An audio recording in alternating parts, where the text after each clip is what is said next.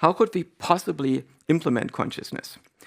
Can we do this on GPUs? So can we build models of self-organization? One approach that I'm currently looking at is taking, instead of neural networks, neural cellular automata, where basically the pattern of computation is somewhat mobile over the substrate. And it's no longer that every neuron is learning an individual function over its neighborhood and is adjusting its weights individually, but every unit is learning a global function that tells it when an activation front comes in with the following shape, this is how I respond.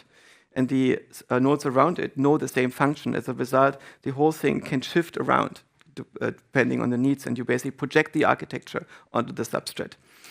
There's an algorithm which is called wave function collapse, which has been developed in the context of game design.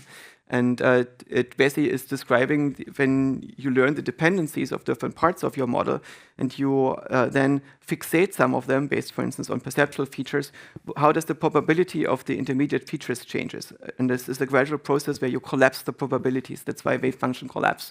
And this might also be an algorithm that can be used for implementing perception. There are many models in the space of evolutionary dynamics and so on that can allow us to go closer to this vision of developmental learning.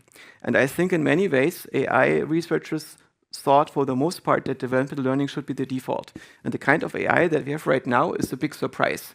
We did not really expect that we would basically not have an agent that develops intelligence, but an agent that is imitating the whole of human intellectual behavior, and then you try to distill from it the core of intelligence, as we currently do.